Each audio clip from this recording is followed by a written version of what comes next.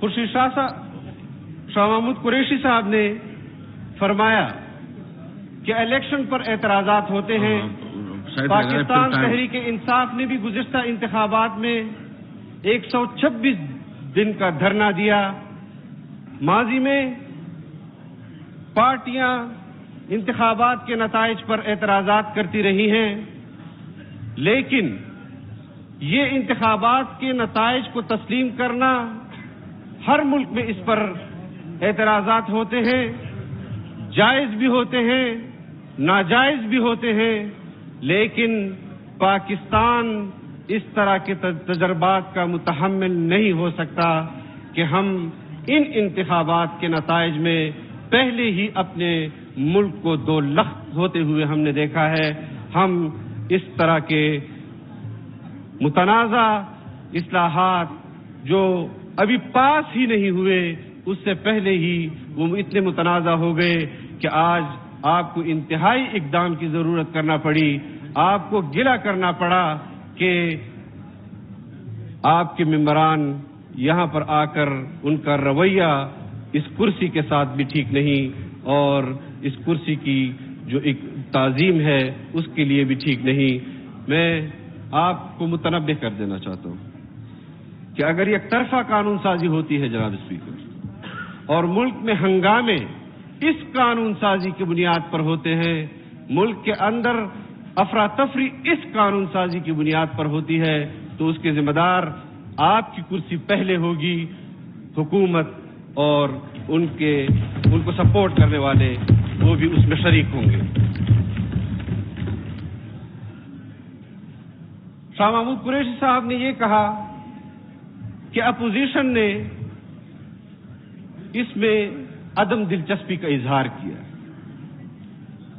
और फिर इजलास के हवाले से उन्होंने यहां बात की कि मुश्तरका इजलास में को हमें इसलिए मनसूख करना पड़ा कि हुकूमत के इत्तेहादियों को तहफ़्फ़ुज़ात थे, यानी उनके तहफ़्फ़ुज़ात आपको इजलास बुलाने के बाद पता चले, जिसकी वजह से आपको इजलास मनसूख करना पड़ा। और इल्जाम आप डाल रहे हैं कि अपोजिशन को हमने एतमाद में लिया था, अपोजिशन ताउन नहीं कर रही। क्या आपके इत्तेहादी भी आपके साथ ताउन नहीं कर रहे थे? क्या आप अपोजिशन पर इल्जाम डाल रहे हैं? और फिर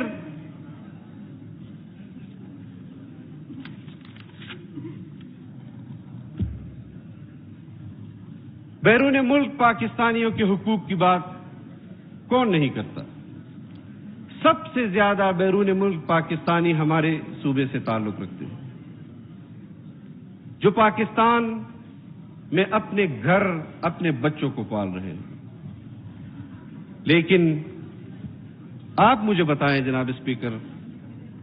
कि क्या हम ऐसी कानून साजी कबल अज वक्त बगैर तैयारी के कि जिसको हम लागू नहीं कर सकेंगे, ऐसी कानून साजी का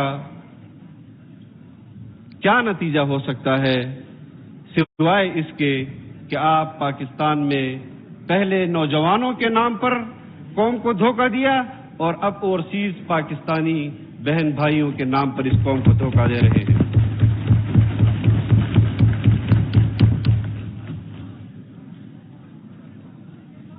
पाकिस्तान से जनाब स्पीकर इस वक्त एशिया के बहुत सारे ममालिक, बहुत सारे मगरबी ममालिक के रेड लिस्ट से निकल चुके हैं, लेकिन पाकिस्तान आज भी उनके रेड लिस्ट में है। बहुत सारे ममालिक के रेड लिस्ट में है, सऊदी अरब के रेड लिस्ट में है। पाकिस्तानियों को वीजे जारी नहीं होते। ओवरसीज पाकिस्तानी जो 2 साल पहले पाकिस्तान आए थे, वो जहां पर रोजगार कर रहे थे जिन ममालिक में, आपकी पॉलिसियों की वजह से उनकी नौकरियां चली गई, वो वापस पढ़ने के लिए नहीं जा सकते, और आप कहते हैं कि हम उनको वोट का हक देना चाहते हैं। मेरा सवाल यह है जनाब स्पीकर कि क्या ओवरसीज पाकिस्तानीज को वोट का हक हासिल नहीं है?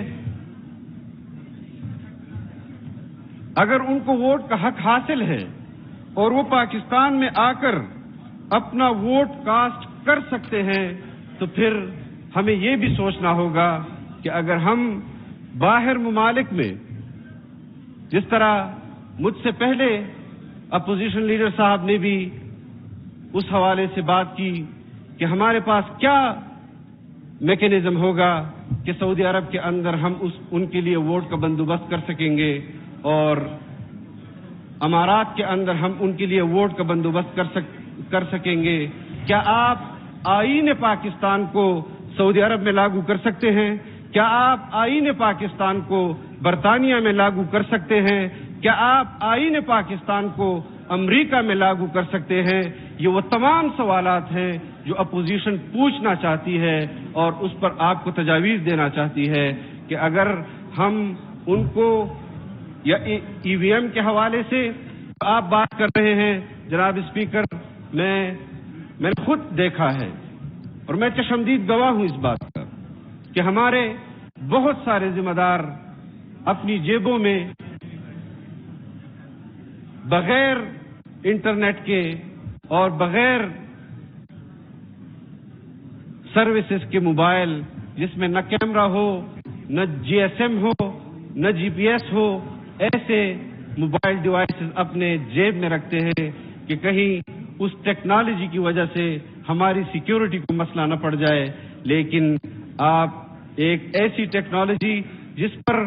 جرمنی جیسے ممالک میں دوبارہ اس کو ریوائز کیا گیا ہے، وہاں پر اس کو ختم کیا گیا ہے، لیکن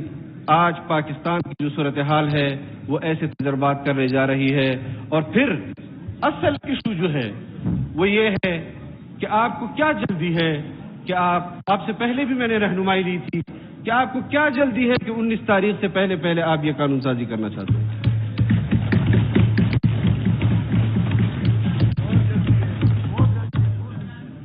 اور اگر آپ اپنی بات میں سچے ہیں کہ ہم نے اپنے اراکین کو ان کے تحفظات کو دور کیا ہے تو پھر میں آپ کو ایک تجویز دیتا ہوں، اپوزیشن آپ پر کوئی الزام نہیں لگائے گی کہ آپ کی طرف سے کوئی فون کالز ممبران کو آئے ہیں یا آپ کی طرف سے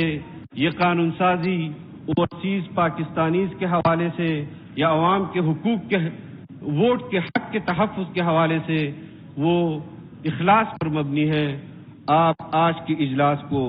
اگلے مہینے کی اسی تاریخ کو تبدیل کر دیں، میں مان جاؤں گا کہ آپ اخلاص کی بنیاد پر یہ قانون سازی کریں.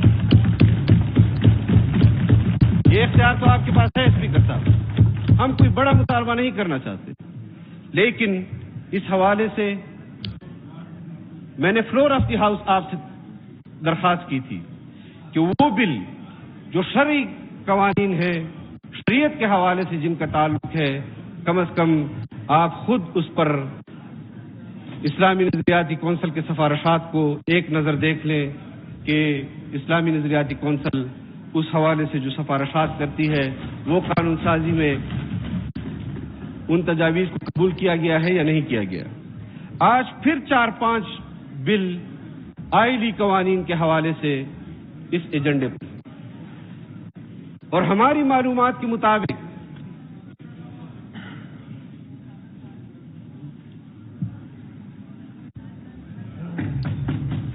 شکریہ چیئرمین صاحب، ہماری معلومات کے مطابق یہ وہ قانون سازی ہے، یہ وہ بل ہے کہ جس میں اسلامی نظریاتی کونسل سفارشات دے چکی ہے کہ ہمیں اس پر نظر ثانی کرنی چاہیے. حکومت جو ترامیم لانا چاہتی ہے اس پر آپ کو نظر ثانی کرنا چاہیے. اب اگر ہم قانون سازی میں اس اجلت سے کام لیں گے کہ ہم شریعت کو بھی نہیں دیکھیں گے اور اپنے قانون کو بھی نہیں دیکھیں گے، قواعد و ضوابط کو بھی بلڈوز کریں گے، تو پھر یہ کس قسم کی قانون سازی ہے اور یہ کس قسم کا دعویٰ ہے کہ جس طرح وزراء کہتے ہیں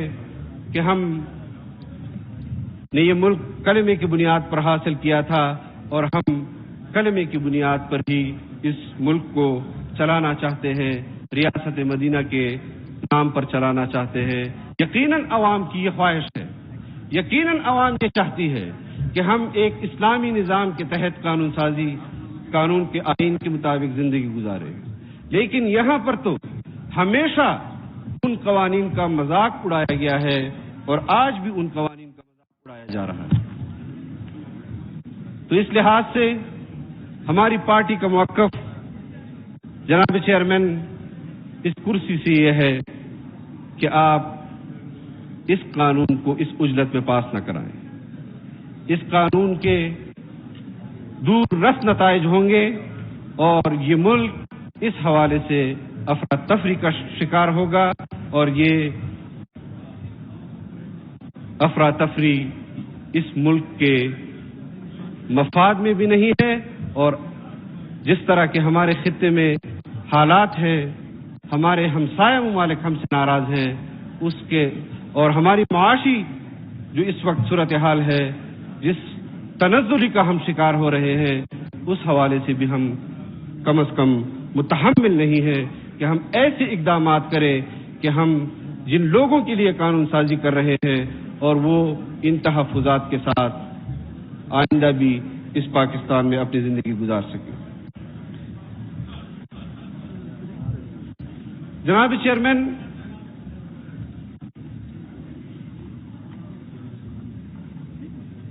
مجھے معلوم ہے کہ آپ کو ان اصلاحات کی ضرورت کیوں پڑ رہی ہے،